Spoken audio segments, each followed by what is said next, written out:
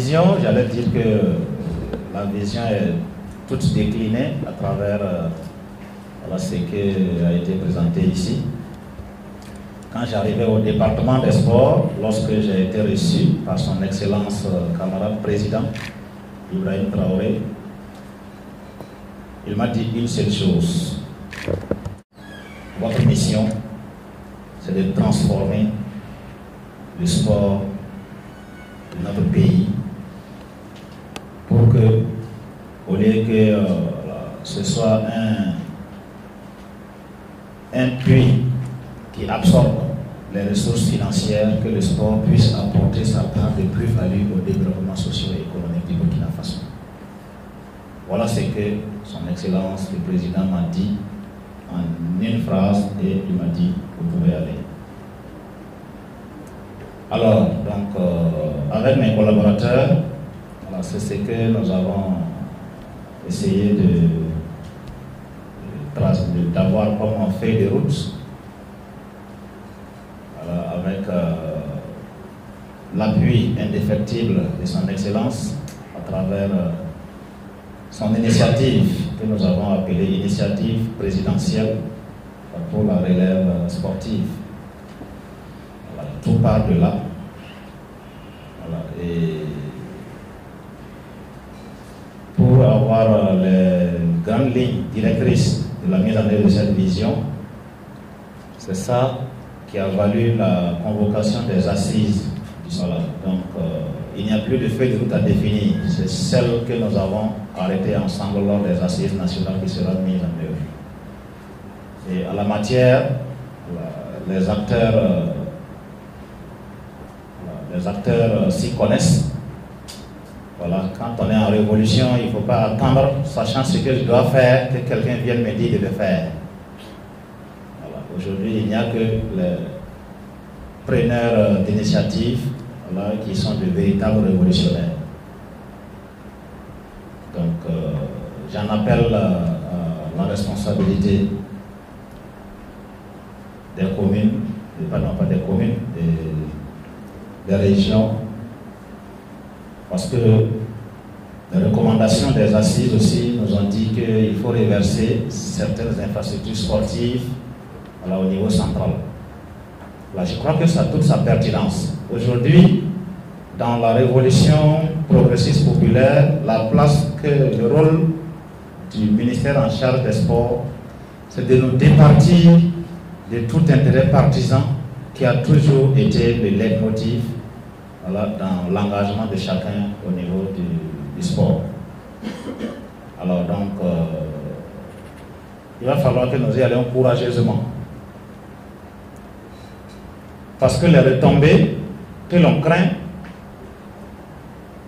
en réalité, qu'on craint de perdre, en réalité, on perdrait plus alors, en n'y allant pas.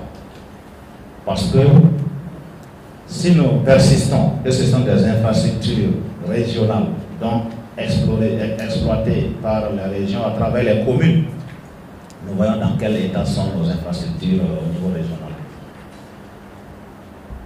C'est un échec total.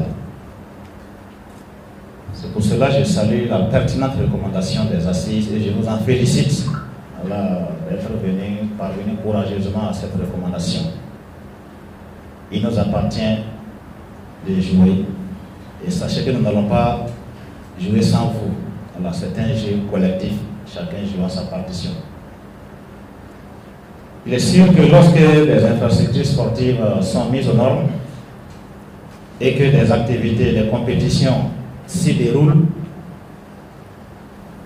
il est impossible qu'il n'y ait pas de retombées intrinsèques pour la région, parce que même si l'administration centrale le voulait, ne peut pas les envoyer ailleurs. Donc, si nous avons des infrastructures aux normes dans les régions et qu'on aura des compétitions, il va falloir des hôtels, le tourisme, et que sais-je encore, et la restauration.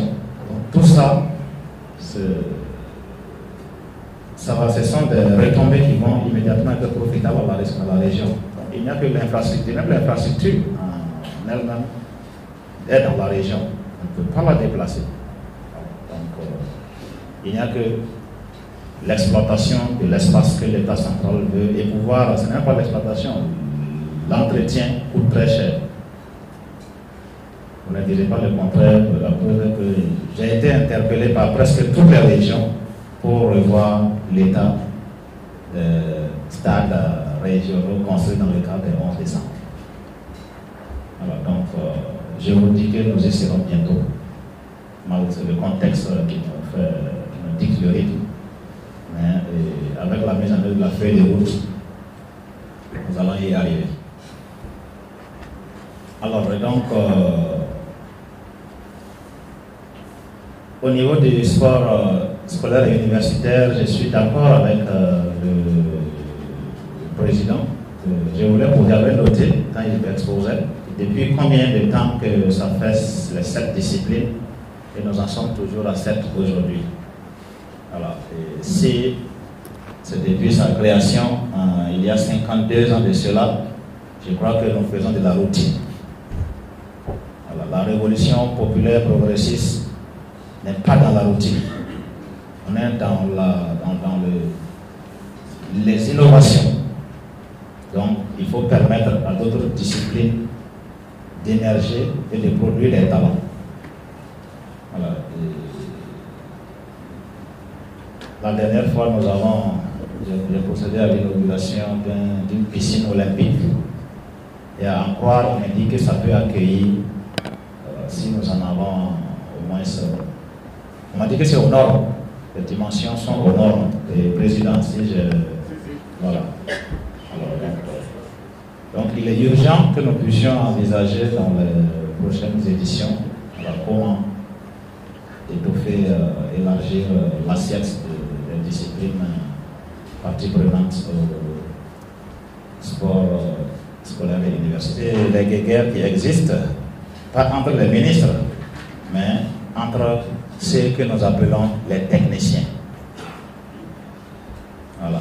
Donc, les techniciens, entre eux, ce n'est pas facile. Et je comprends qu'il nous faut, au niveau politique, prendre courageusement des décisions, voilà, et les rendre exécutoires pour que le technicien puisse savoir qu'il n'a pas que des droits à revendiquer, mais qu'il y a d'abord des devoirs à accomplir parce que on est technicien pour ça.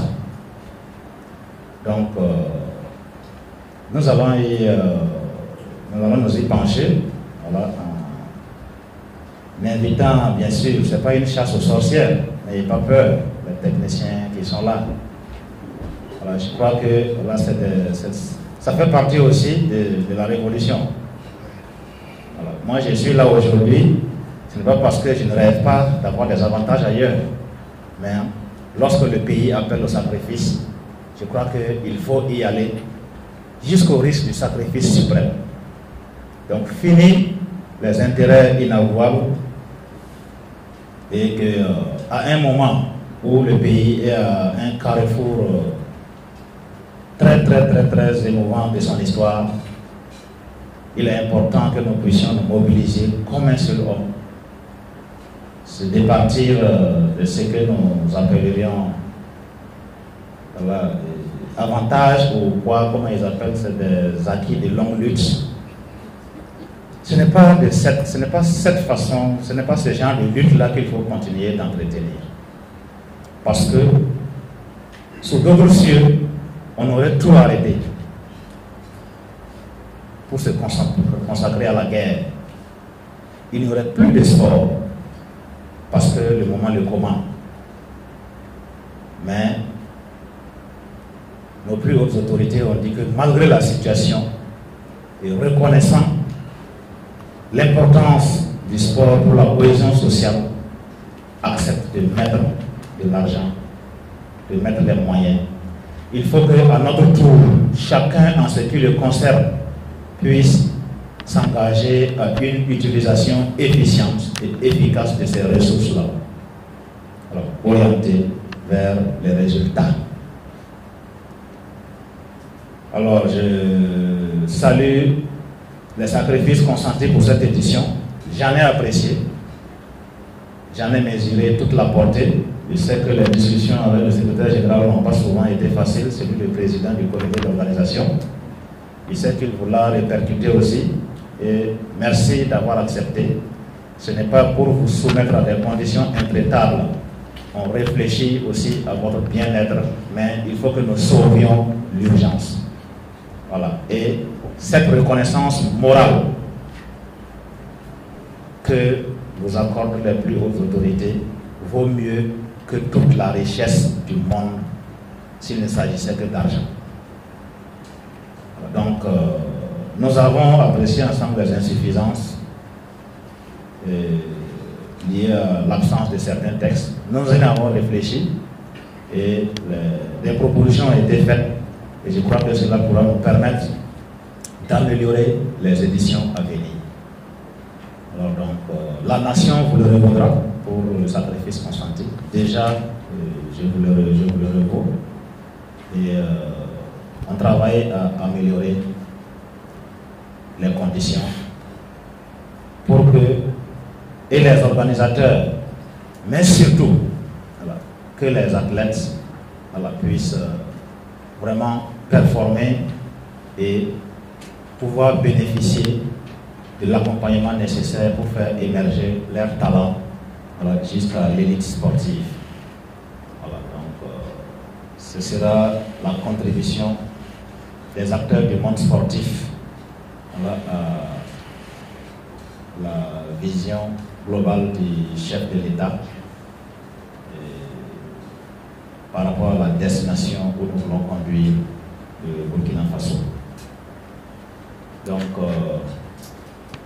tout ce qui a été engrangé comme résultat, ce n'est pas à l'actif du ministre que je suis, c'est à l'actif de tous les collaborateurs et toutes les bonnes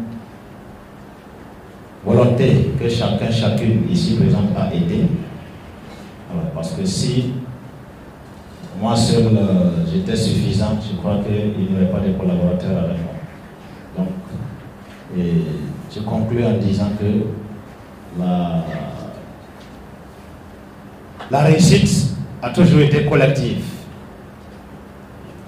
Voilà, mais c'est l'échec qui est individuel. Peut-être qu'il va nous falloir trouver les moyens pour le rendre collectif aussi. Oui, parce qu'il y a des techniciens qui travaillent pour que ça soit l'échec. Et ça, ils sont nombreux. Ils sont nombreux et parfois dans des affinités avec un certain couloir hiérarchique parce qu'ils savent que l'autorité de là où il est ne peut pas descendre jusqu'à leur niveau. Il nous faut nous départir de toutes ces mentalités, sinon c'est en vain que nous peinons, que nous trimons. C'est de la souffrance, ce n'est pas du travail. Donc j'en appelle à une prise de conscience globale, depuis la tête jusqu'à la base, pour que nous puissions aller non seulement dans la même direction, parce que la direction a deux sens. Alors, si nous allons dans la même direction avec des sens opposés, le résultat est nul. Ou sinon négatif, ou alors positif, mais moins que ce qu'il devrait être. Donc, il nous faut non seulement aller dans la même direction, mais dans le même sens, et c'est plus important. Et il faut que voilà, nous fassions preuve vraiment de patriotisme voilà, et d'engagement inconditionnel, parce que c'est le pays qui le demande.